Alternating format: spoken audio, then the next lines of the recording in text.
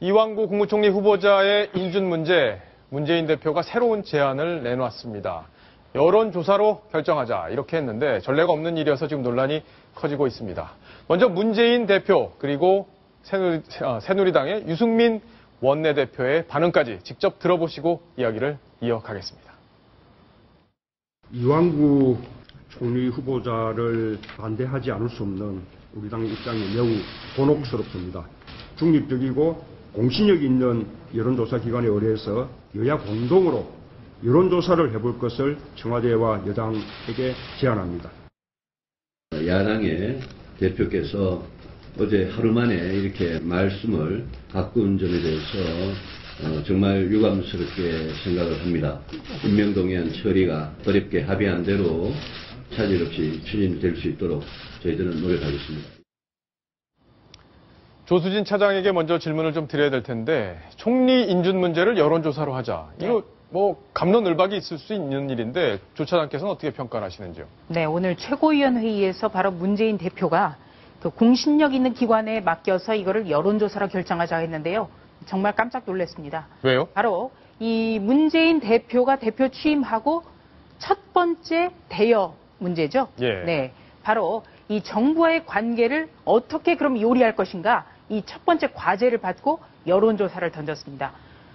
결론적으로 말씀드리면 굉장히 좀 실망스럽습니다. 첫 번째는 이 국무총리 인준 문제 바로 국회의원들의 표결로 결정이 됩니다. 국회의원들의 책임을 방기한다고밖에는 할 수가 없습니다. 그리고 여론조사가 무슨 만벽통치약이 아니거든요. 네. 어떻게 물어보는가에 따라서 결론이 달라질 수도 있고 또 어느 기관이 어떤 목적으로 물어보느냐에 따라서도 달라질 수가 있습니다. 바로 이 점 때문에 여론조사로 어떤 총선 후보를 정한다든지 또 야권에서 단일화를 여론조사를 한다든지 이럴 때도 굉장히 논란이 많았거든요. 이거를 잘 아시는 분이 이렇게 얘기를 했다는 것. 그래서 어떻게 보면 지금 자신이 스스로 어떤 결론을 내고 당론을 모아가는 그런 자신감이 부족하기 때문에 국민의 여론, 이 문제로 삼아서 좀 압박하려는 거 아닌가 이런 생각도 들었는데요. 이 제도와 표결을 물리치고 나서 국민 여론조사.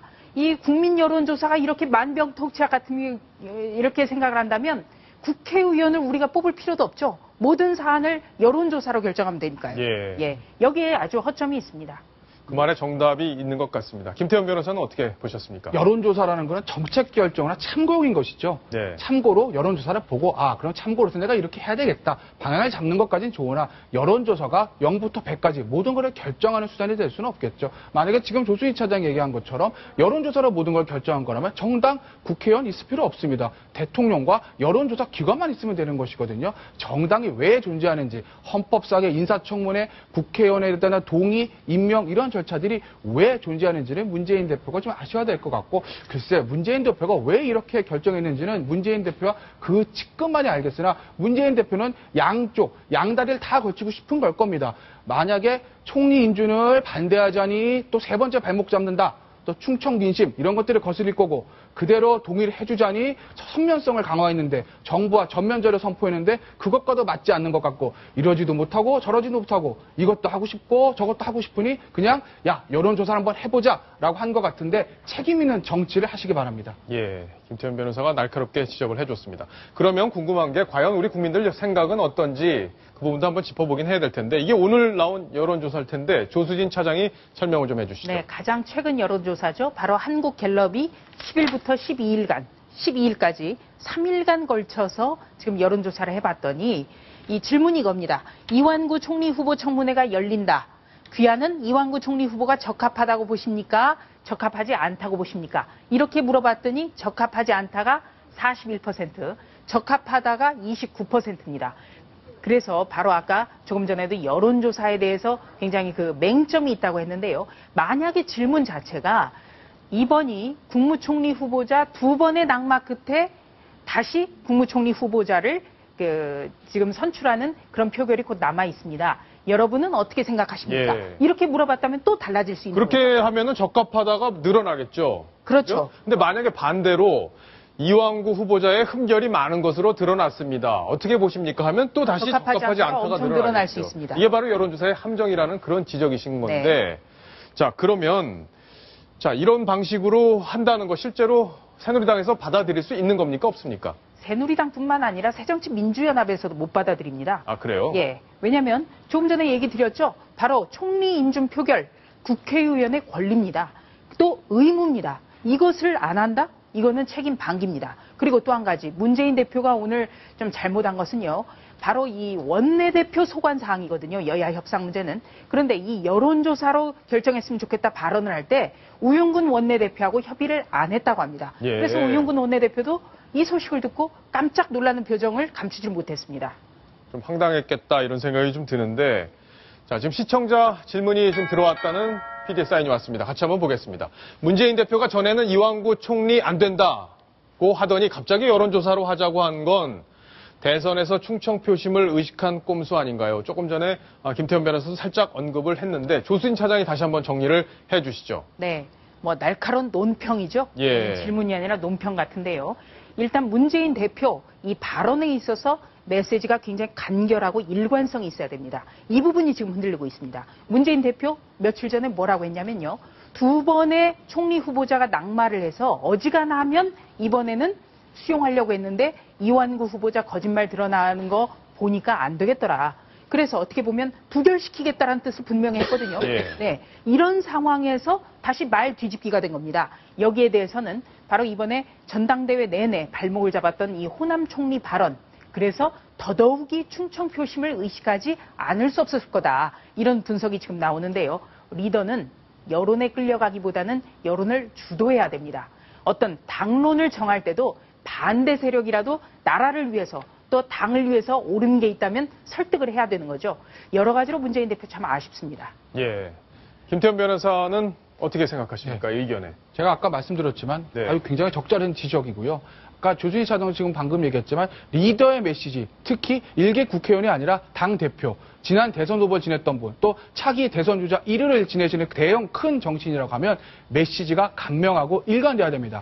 나는 이완구 총리 찬성하다. 왜? 이러이러하기 때문이다. 아니면 나는 반대한다. 왜? 이러이러하기 때문이다. 이렇게 간명한 메시지를 국민들에게 전파하시기 바랍니다. 그렇게 하고 본인의 의견에 반대하는 사람들, 그것은 안고 가는 겁니다. 그게 큰 정치인이 할 일이라고 생각이 됩니다. 예. 자, 지금 재밌는 포인트를 하나 다시 좀 짚어봐야 될 게 있습니다. 왜냐하면 지금 중도 그리고 우파에 계시는 분들도 이완구 총리 후보자 흥결이 생각보다 많네, 정말 실망스럽다 하셨던 분들이 꽤 있으셨을 텐데, 자, 문재인 대표가 이런 식의 얘기를 꺼내면서 이 이슈가 진영 논리로 좀 바뀐 느낌도 좀 있습니다. 조수진 차장께서 보기에는 어떻습니까? 네, 그런 측면이 있죠. 예.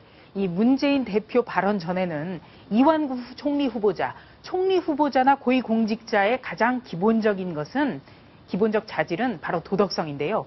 이완구 총리 후보자 이번 이틀간의 청문회에서 볼 때 거짓말하는 게 계속 드러났거든요. 예를 들어서 첫 번째 신체 검사를 받았는데 그게 어떤 시골 고향에서 받았다 이렇게 주장을 하다가 청문회 과정에서 첫 번째 신체 검사를 육군 수도통합병원에서 받은 것이 드러났습니다. 예. 그래서 계속해서 이 말이 꼬이는 게 드러났기 때문에, 또 언론 외압, 기자들이 있는 상황에서 기사를 뺄 수 있다 이렇게 자랑도 했고, 또 불리한 기사를 쓰는 사람은 인사 조치를 할 수 있다 이런 얘기까지 했는데, 그 같이 있었던 사람이 기자가 아니라 다른 부처의 사람이라면 또 비슷한 상황에 처했을 수 있기 때문에 네. 이 부분도 역시 논란이 되는 거죠. 그런데 이 문재인 대표가 계속해서 이완구 총리 후보자에 대해서 이리저리 우왕좌왕 하는 걸 보면서 좀 안 되겠다. 예, 또 하나는 이 보수 진영이라든지 중도 진영에서도 또 진보 진영에서도 국익을 먼저 생각을 할 겁니다. 나라가 더 이상은 흔들려서는 안 되겠다. 그리고 또 물론 거짓말이라든지 여러 가지 도덕성의 문제는 있지만 과연 나라를 위해서는 어떤 것이 바람직한가 이런 고민들을 많이 한다고 합니다. 예. 지금 새정치민주연합 내부의 의원들도 이 점을 고민을 하고 있습니다. 그런데 문재인 대표가 이렇게 우왕좌왕하는 모습을 보면서 이거는 진짜 문재인 대표 이러면 안 되는데 하면서 오히려 이완구 총리 후보자에 대해서 좀 우호적으로 돌아설 수 있는 가능성이 지금 보여지고 있다는 예. 겁니다. 네, 근데 이 문재인 대표 같은 경우에는 지금 총리 인준을 갖고 우왕좌왕은 하고 있는데 사실 지지도, 그러니까 지금 그 인지도는 굉장히 올라갔어요. 네네. 그러니까 지난해 8월부터 12월 지난해 하반기 때는 그렇게 높지 않았거든요. 2위에 계속 머물렀고 1위는 그 박원순 예. 서울시장이었는데 이번에 그 당 대표 경선에 출마를 하고 인지도가 확 올라갔습니다. 그 데이터가 있는데요. 함께 예. 보시면서 설명드리겠습니다. 25%까지 선호도가 올라갔습니다. 그 제목, 지금 이 질문 내용이 이겁니다. 차기 대통령감으로 누가 대통령이 되는 것이 가장 좋다고 생각하십니까? 라는 질문에 대한 답인데, 거기에서 문재인 대표가 이번에 25%로 10%포인트 지난해에 비해서 점프를 했습니다. 예. 그리고 박원순, 안철수, 김무성 이렇게 3명이 나란히 2, 3, 4위를 기록했습니다. 그렇군요. 조수진 차장께 중요한 포인트를 하나 다시 한번 짚어달라고 제가 말씀을 드리고 싶은데, 아까 보면 화면에서 처음에 문재인 대표 얘기하고 그다음에 유승민 원내대표가 반박을 했어요. 와, 합의를 해놓고도 왜 이렇게 말을 바꾸냐, 지금 이런 식으로 얘기를 했는데 실제로 합의를 한 건 맞습니까? 어떻습니까? 네, 합의한 내용은 정확하게 이 금요일 날 국회 본회의가 예정이 돼 있었는데 예. 이것을 다음 주 월요일로 미룬다는 거였습니다. 그런데 이제 새누리당과 새정치민주연합은 이 합의 문구를 두고 해석이 다소 다른 거죠. 예. 그러니까 새누리당 같은 경우에는 본회의를 연기를 했고 당연히 여기에는 국회 인준 표결도 그날 본회의에서 실시된다. 이 점이 담긴 거다라고 해석을 하고 있는 거고, 새정치민주연합에서는 무슨 소리냐. 총리 인준안 투표 문제는 별개다. 우리는 본회의만 월요일 날 연다. 이렇게 지금 합의한 거다. 서로 해석이 다른 겁니다. 해석이 다르다. 네. 그러면 결과적으로 우리 저 국회의 어떤 그 기본 정신, 민주주의 기본 정신 자체가 다수결의 원리에 의해서 의사를 결정한다는 건데, 국회의원들이 각자 판단해서 나는 이완구 총리 안 되겠다 하는 분은 안 된다, 되는 분은 된다, 이렇게 해서 표결하면 되는 거 아닌가요? 네, 그렇습니다. 예. 바로 이 국회 인준 표결, 이거야말로 그냥 합의 정신으로 자신이 어떻게 옳고 그르고 생각하는 대로 하면 되고요. 오히려 국무총리 후보자 같은 경우에 어떤 당론을 정해서 표결한다. 이게 훨씬 더 정략적으로 비춰질 소지가 있습니다. 예, 그렇죠. 황순욱 차장께서 새로운 여론조사 결과 하나만 소개를 더 해주십시오. 바로 네. 문재인 네. 그리고 김무성 네. 양당의 대표들이 맞붙었다. 네. 그러니까 차기 질문 대선에서. 내용이 이겁니다. 예. 만약 다음 대통령 선거에서 김무성, 문재인 대표가 출마를 한다.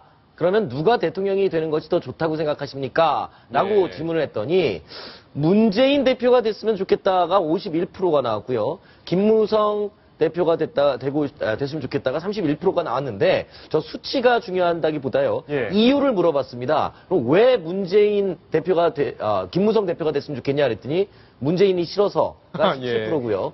그리고 또 그럼 왜 문재인이 됐으면 좋겠냐 그랬더니 예. 여당이 싫어서. 그러니까 서로 이분들이 좋아서가 1등이 아니라 네. 반대 이유 때문에 1등 가장 중요한 이유가 그렇죠. 바로 그 반대하는 이유 때문이라는 건데, 야, 정말 참 희한한 결과네. 그만큼 우리 지금 지도자들, 야당과 여당의 대표들이 국민들로부터 지지를 못 받는다는 얘기인가요? 조수진 차장 보기엔 어떻습니까? 예, 일단 이 새정치민주연합과 새누리당의 그 지지자들이 강하게 지금 맞서 있는 거죠. 예. 그리고 또 이 문재인 대표가 조금 눈여겨볼 거는요. 물론 문재인 대표의 개인 지지율이 많이 올랐기 때문에 지금 김무성 새누리당 대표라는 여당의 잠재적 대선 후보와의 가상 대결도 굉장히 높게 나왔을 겁니다. 예. 그런데 여기에는 첫째는 이 컨벤션 효과라고 하죠. 바로 전당대회를 치르고 새 대표를 취임을 했기 때문에 컨벤션 효과가 많이 반영이 됐을 거고요. 예. 두 번째는 박근혜 대통령에 대한 이 반감이 어떻게 보면 새정치민주연합의 가장 유력한 대선 후보인 문재인 대표로 옮겨왔다. 그렇기 때문에 이거는 문재인 대표가 훨씬 더 대표를 하면서 어떤 리더십을 보여주면 여기에 대해서 더 올라갈 수도 있고 더 낮아질 수도 있는데요. 또 김무성 대표 같은 경우에는 물론 그냥 대선 주자 선호도를 물어봤을 때도 지금 한 4위 정도, 5위 정도 그렇게 지금 그 수치상으로 나타나고 있는데, 또 대통령의 임기가 아직까지도 많이 남아있다는 점을 감안하면 이것 역시 굉장히 유동적입니다. 그러네요. 네. 지금 당장 이게 대선이 치러지는 건 아니기 때문에 한번 참고 자료로 지금 여론의 흐름이 어떻다 정도로 아마 파악을 해보시면 될 것 같습니다. 조수진 차장이 조금 전에 야당의 전당대회 이야기를 했었는데, 당시에 박지원 의원과 문재인 대표가 엄청나게 둘이 싸웠잖아요. 그래서 분당할 것 같이 막 얘기가 막 왔었는데 지금 조용해졌어요. 자, 어떻게 된 건지 궁금합니다. 네. 일단 박지원 의원 3.5%포인트 차이로 아주 적은 차이로 진 거죠. 예. 네, 그래서 국립현충원 때 박지원 의원이 기자들에게 미리 예고를 했습니다. 난 당분간 좀 쉰다. 쉰다. 이렇게 했는데 오늘 오후 4시에 두 사람이 전격적으로 만났습니다. 예. 마포의 한 호텔의 모습이고요. 지금 바로 들어가면서 이제 기자들에게 어떤 얘기를 나눌 건지 또 어떤 얘기를 나눴는지 이런 부분에 대해서 지금 설명을 하고 있는 모습입니다. 결과가 아직 나오진 않았던 모양인데 박지원 의원의 표정도 밝고 이게 환하게 웃으면서 두 분이 손을 잡는 장면에 카메라 플래시가 터지고 있네요. 일단 문재인 대표가 만나자는 제안을 했을 때 이 박지원 의원 쪽에서는 좀 고민은 했다고 합니다. 예. 만나야 되는지. 그렇지만 일단 대표가 만나자고 했으니까 만나는 모습이 좋다라고 하고 오늘 만났는데 이 박지원 의원 쪽에서는 굉장히 서운함이 좀 많았다고 합니다. 왜냐하면 이 탕평 인사 그리고 패자까지 껴안는 어떤 그런 모습을 보여주려면 이 최고위원 인선 문제라든가 또 당직 인선 문제에 대해서 조금 협의를 하는 게 좋지 않았느냐 이런 얘기가 나왔고요. 오늘 바로 회동에서도 박지원 의원이 문재인 대표에게 그런 서운함 점도 얘기를 한 것으로 알고 있습니다. 예. 뭐 저런 웃음을 보여주는 걸 보니까 당이 쪼개지거나 이럴 상황은 아닌 것 같은데 야당의 움직임 저희가 또 면밀하게 살펴보도록 하겠습니다.